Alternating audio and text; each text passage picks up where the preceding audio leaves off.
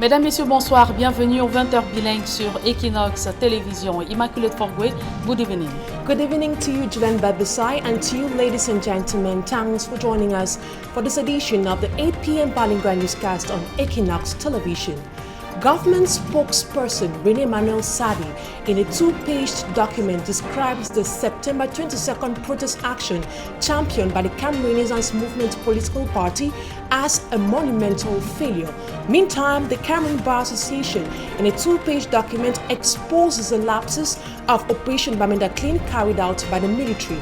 They say the initiative is good, but think that the forces sent to the field are rather committing human rights abuses. We'll tell you more in this edition of the 8 p.m. Bilingual Newscast. Marche pacifique du MRC du 22 septembre dernier, le gouvernement camerounais promet de mettre au pas le MRC et ses alliés. Et dans le camp d'en face, un avocat international exige de Paul Biya la libération immédiate de tous les manifestants, faute de quoi le gouvernement camerounais encourt des sanctions économiques. L'économie ou la synthèse de ce document, c'est à suivre dans le 20h.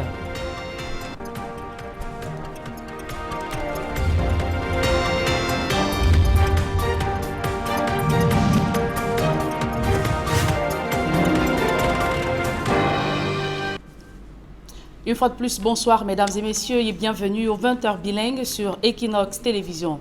Tout d'abord, ce fait de société, la gendarmerie nationale vient de mettre la main sur deux individus spécialisés dans la fabrication de faux billets de 5 000 francs CFA.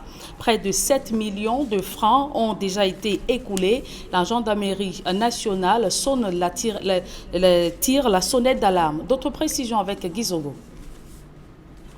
Deux faux monnayeurs viennent de tomber dans les mailles de la gendarmerie. Un tuyau a permis de leur mettre la main dessus. En date du 18 septembre, aux environs de 13h, j'ai reçu un coup de fil d'un capteur. Quelqu'un qui m'informe qu'il y a un jeune homme en provenance de Bafoussam à bord d'une moto qui transporte une marchandise frauduleuse. Il m'a fait la description de la personne et de la moto. Aussitôt, j'ai fait appel au service de contrôle des motos. On m'a fait comprendre que le gars était au niveau des manas. Après mon appel, ils ont mis main sur lui. Le mode opératoire des faux monnayeurs était plutôt bien rodé, comme il explique. J'ai ouvert un snack bar. Maintenant, je voyais à l'ouest, je voyais le petit ici venir là-bas avec ses amis. Il buvait, il jouait, il s'amusait bien. Bon, un jour, il est venu me dire que, voilà, j'ai vu comment il faisait, il me dit que voilà, ils font dans ça. Je lui ai dit que bon, si vous faites dans ça, j'ai un ami qui a eu à me proposer ça dernièrement quand je voyageais. Loin de leurs affirmations selon lesquelles il n'aurait écoulé que 2 millions de fausses monnaies, la gendarmerie parle, elle, de plus de 8 millions de fausses monnaies placées en provenance de la région du sud-ouest. Il est passé aux aveux et il nous a fait savoir que c'est un réseau qui date de plusieurs mois et l'usine de fabrication se trouve à Ekok, dans la frontière Cameroun-Nigeria. Et qu'en ce jour, ils ont déjà fait écouler des dizaines de millions à travers, non seulement au pays, mais dans la sous-région. En fin de compte, le voile est levé sur la différence à faire entre un bon billet et un faux. Sur les vrais billets, alors que les faux billets n'ont pas. Quand vous voyez même sur les dimensions de coupure, vous voyez bien que leur truc c'est du coton. Et puis le vrai billet c'est du coton, alors que leur truc là c'est du papier. C'est pas pareil. Mais la véritable, ils nous ont expliqué hier, la véritable différence c'est sur l'inscription CEMAC, sur les bandes réfléchissantes. Et avec un ultraviolet, ça se voit encore plus clair.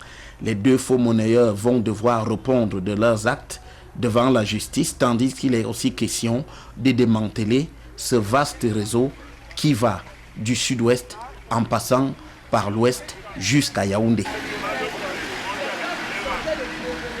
Et je vous le disais en titre, le gouvernement camerounais condamne les marches du 22 septembre dernier organisées par le Mouvement pour la Renaissance du Cameroun.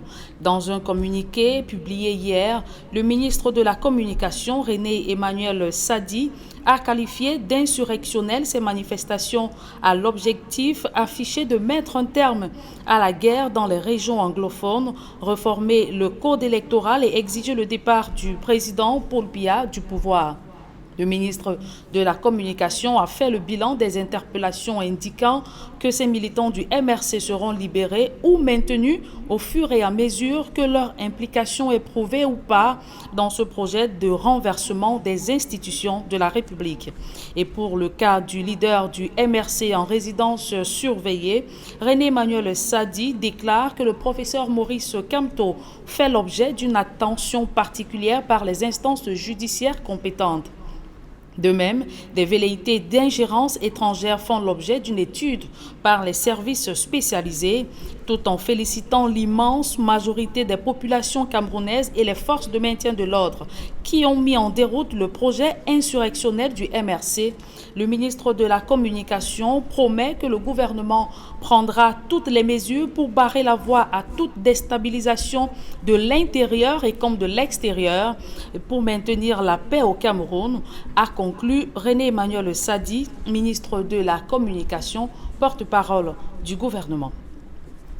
Et je vous le disais en ouverture de ce journal, le président fondateur du cabinet d'avocats d'Amsterdam & Partners écrit au président de la République Paul Biya pour dénoncer les abus, violations et tortures infligées aux militants et cadres du MRC interpellés lors des marches pacifiques du 22 septembre dernier. Dans cette correspondance adressée au chef de l'État, Robert Amsterdam attire l'attention de Paul Biya sur le sort des 593 personnes en détention dans des unités de police et gendarmerie à travers le pays.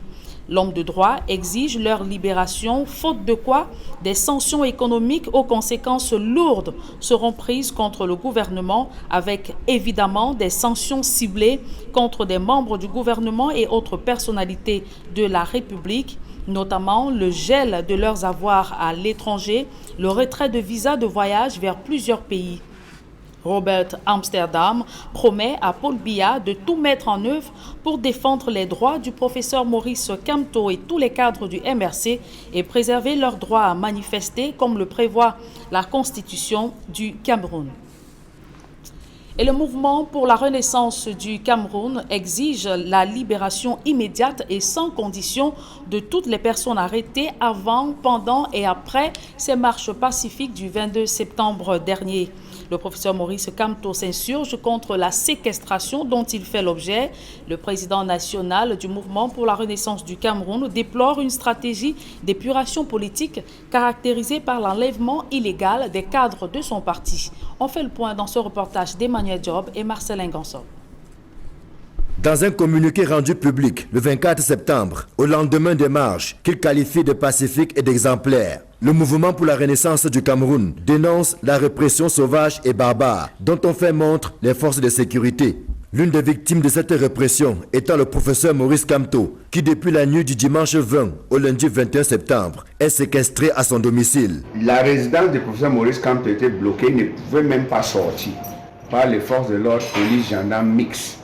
Et jusqu'à maintenant que je vous parle, le professeur Maurice Kamto est bloqué dans sa résidence illégalement par les forces de l'ordre camerounais. Ils sont autour de sa résidence. Personne n'entre, personne sort. Et je vais vous dire, Maurice Kamto se porte bien. Il est chez lui. Il est là, bloqué. Il ne peut rien faire. Il ne peut pas sortir. Il ne peut pas avoir de visiteurs. Si le leader du MRC est quasiment assigné à résidence, des centaines de militants de cette formation politique et des partis et organisations alliés croupissent en ce moment dans les cellules des commissariats et brigades de gendarmerie de la République. Au rang de ces infortunés figurent le professeur Alain Fogué, Olivier Bibou Nissak, mais aussi les militants du People Action Party, du Modegna, du CPP et des membres du mouvement Agir, interpellés avant, pendant et après les manifestations du 22 septembre. Il y a plus de 600 militants du MRC, beaucoup de gens de nos militants qui avaient répondu présents et manifester de façon pacifique sont toujours incarcérés et détenus par les forces de l'ordre camerounais. Les situations, beaucoup entre eux sont blessés, beaucoup sont à l'hôpital, beaucoup sont malades et on défend à leur famille, les avocats, d'avoir contact avec eux. Mais au fur et à mesure, le parti envoie les avocats qui sont sur le terrain et ils font un immense travail à identifier tous ces militants arrêtés et demander les relax pur et simple. Certains sont relaxés, il y a certains qu'on est en train d'envoyer au tribunal militaire devant le commissaire de gouvernement. Il y a beaucoup qui sont à l'enquête préliminaire. Dans le communiqué que signe le professeur Maurice Kamto, le MRC est solidaire des souffrances qu'endurent les personnes qui ont été interpellées, parfois avec la plus grande brutalité. Le parti a mis sur pied une organisation solidaire pour apporter à manger et le réconfort à ces personnes embastillées et celles qui sont dans les petites cliniques, les hôpitaux. Nous les accompagnons. On ne peut pas les lâcher. Voilà, c'est l'un des pactes du MRC, le pacte de la solidarité. Le professeur Maurice Kamto conclut le communiqué, dont copie est faite à l'ONU, l'Union africaine, l'Union européenne, le Commonwealth, ainsi que plusieurs chancelleries occidentales, en exigeant la libération immédiate et sans condition de toutes les personnes arrêtées le 22 septembre dernier. La cessation de l'épuration politique par l'arrêt immédiat de la traque des militants et sympathisants des partis de la coalition, plusieurs jours après les marches pacifiques. Après 9 mois d'inactivité qui ont plombé les recettes de cette municipalité, le nouveau receveur de Yaoundé 6 a pris fonction. Alphonse Atanga a reçu pour mission de relever la commune, théâtre de conflit entre le receveur sortant et l'exécutif municipal. Emmanuel Diop et Marcelin Gansop une fois de plus.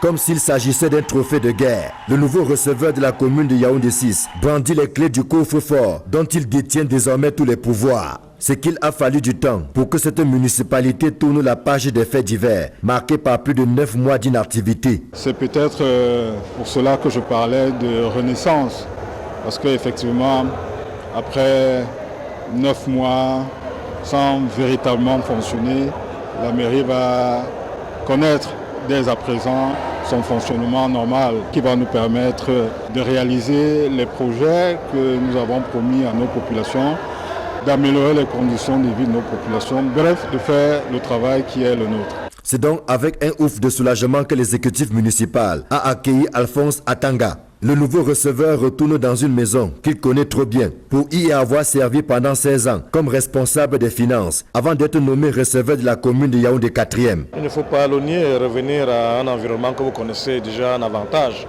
Là, je n'aurai pas le temps d'impréhension parce que c'est une maison que je connais bien, que je l'ai quittée il y a quelques années.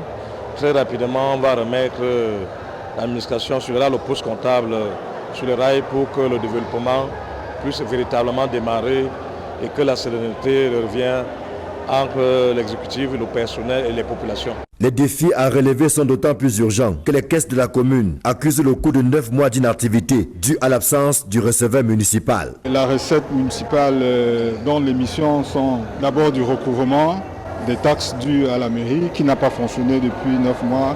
Forcément, ça veut dire que nos recettes sont éparpillées à travers la commune. Donc, il est question de capitaliser le peu de temps qui nous reste pour cette année budgétaire pour recouvrer ces recettes afin de permettre un fonctionnement équilibré, harmonieux de la commune.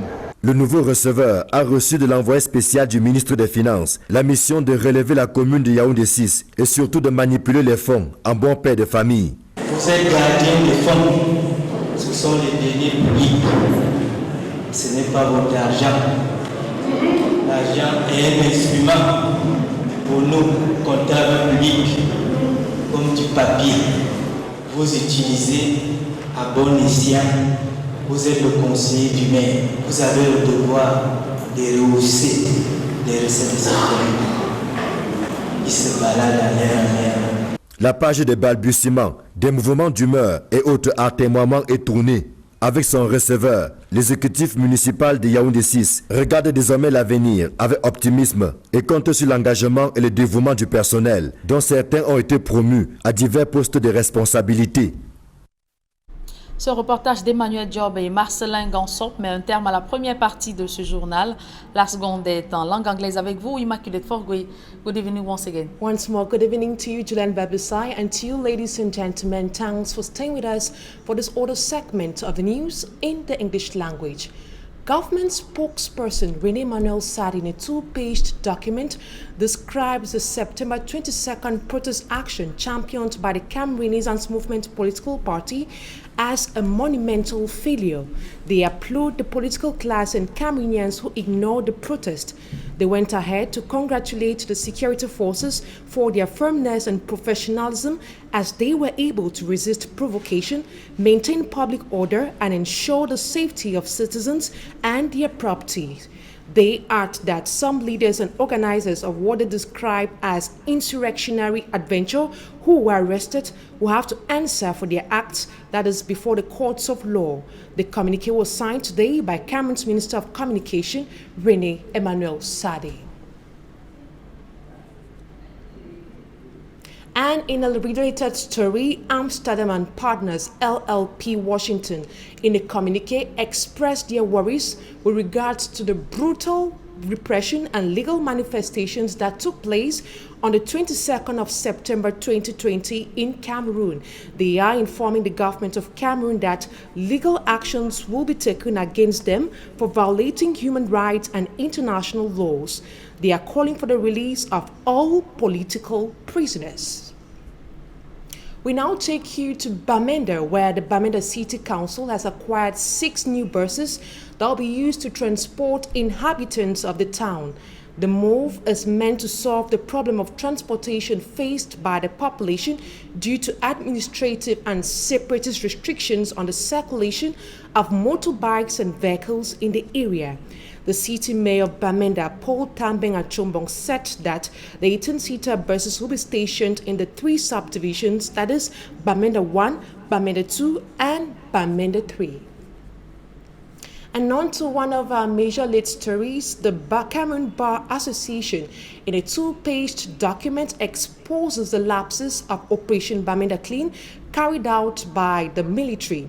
They say the initiative is good, but think that the forces sent to the field are rather committing human rights abuses such as arbitrary arrest, detention, and collection of ransom as bail.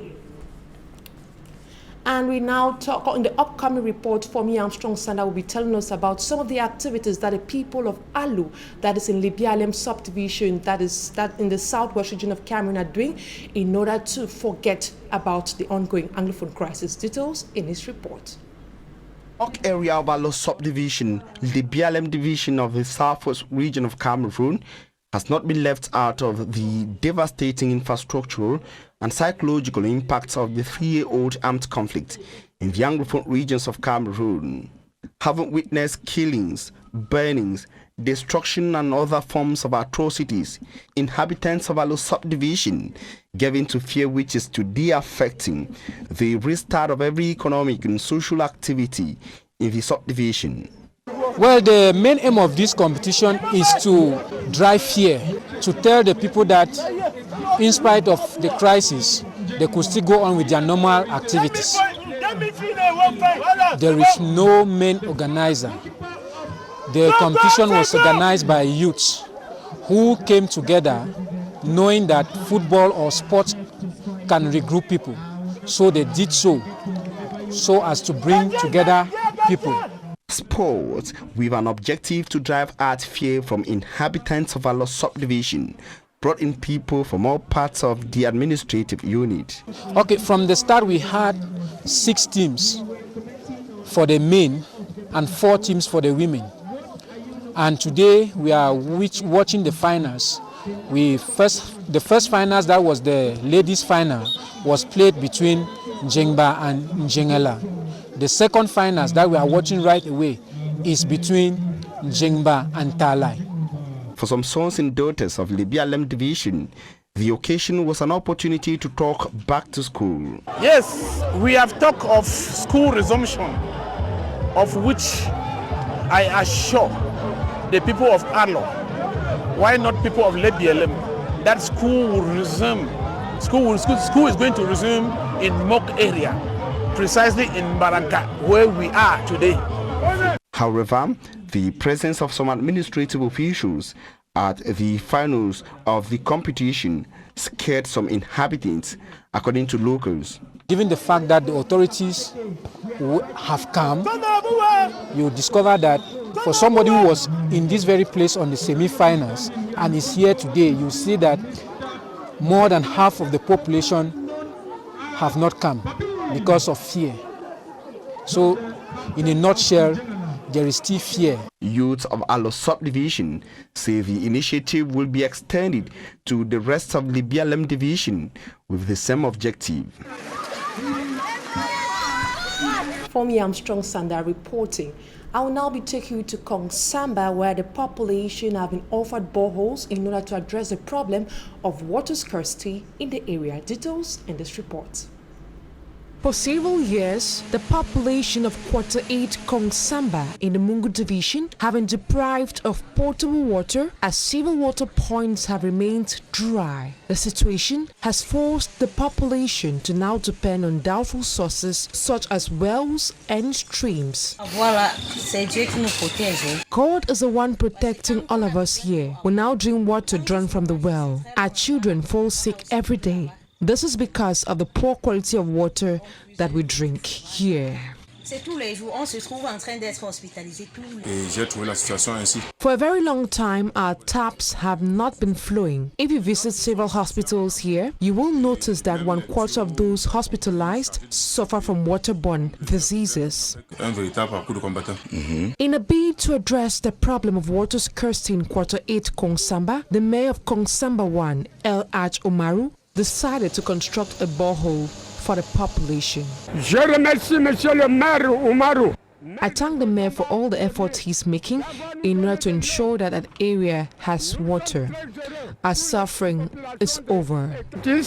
Monsieur le maire, d'avoir nous donné l'eau. Bien, alors, comme toujours, vous savez que nous sommes en... The Kongsamba 1 Council is carrying out action on the field. The entire population is very happy with the initiative we are taking. The action will not only end here, we are equally going to continue in other areas. Qui applique intégralement la politique. The population of Quarter 8 in Kongsamba say they are anxiously waiting for works to end so they can have access to the precious liquid. Onto education, less than 2 years to the start of the new academic year in Cameroon, some parents in Douala say they are not ready to send their children to school due to economic hardship. Speaking to our reporters, some of them proposed that the school year be postponed. For me, Armstrong Sanda once more.